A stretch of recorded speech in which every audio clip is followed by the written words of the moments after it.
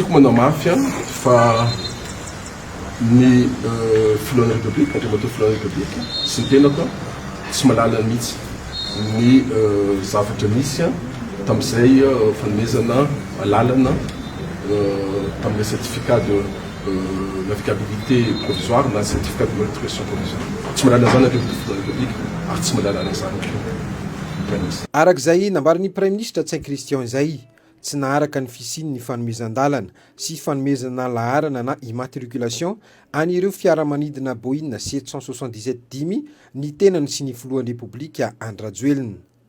Entitra ny Premier ministre izay nandray ny toerana maha-ministry ny fitaterana vonjimaiky azy raha nilaza fa tsy maintsy karoana amin'ny fomba rehetra ny marina momba ity raharaha ity. Raha izay nambarany fa entina anakanana ny fampandrosoana ny Madagasikara indrindra amin'ny lafiny fizahan-tany sy ny fitaterana nabakabaka. Nambarany Premier ministre fa hisy ny fiaraha-miasa amin'ireo sehatra iraisam-pirenena ambony amin'ny fanadihadiana lalina mahakasika ity raharaha ity.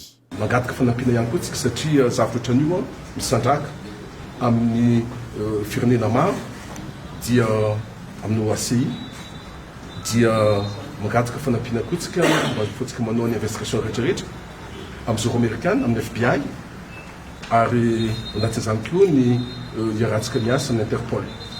Zany hoe mba tsy hisiny zavatra ohatran'izao tsony eto amin'ny firenena.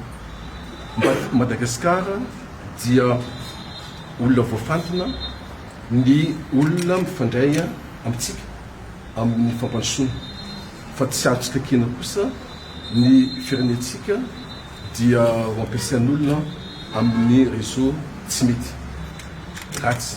Na efa misy aza ireo olona karohana fatratra amin'ity raharaha ity tsy mijanona treo ny fanadihadiana eto an-toerana raha ny nambarany Premier ministre trany.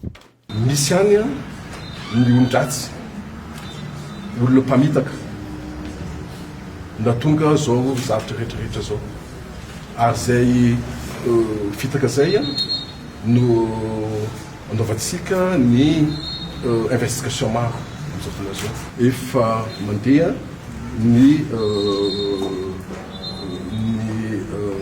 processus makana amin'ny fahalalantsika hoe izy daholo misy olona zao fafantatsika izy dea rechercher olona reo fa tsy reny olona reny fotsiny ny rechercher tokony rechercher fa mety misy ratsamakaiky amin'olona rehetrarehetra reny ary zay tsy maintsy fomboratsika eto amin'ny firenena. Fitantanana vonjimaiky ny ministera no ataon'ny Premier ministre lehibe ny gouvernemanta. Ity ministera ity izay anisany manana andraikitra amin'ny fiaonana tampony SADC ary misy ihany koa ireo asa maiky tsy maintsy atao sy ho tohizana. Be zavatra maiky jerena fitaterana an-dalamby misy zavatra maiky ihany koa satria miankinan'ny fampiakarana soky eto Antananarivo sy any amin'ny faritra avy amin'iny Toamasina iny ny fitaterana an-dalamby be dia be ny zavatra tsy maintsy sahantsika ny san'izany ihany koa ny mahakasika an'izao fandraisantsika ny fionambe ny SADC zao nisy zavatra maika loatra zany. Taorianany famindram-pitantanana nampivory avy hatrany ireo tompona andraikitra ambony teto anivon'ny ministera ny fitaterana sy ny famantarana ny toetrandro ny Premier ministre lehibe ny gouvernemanta.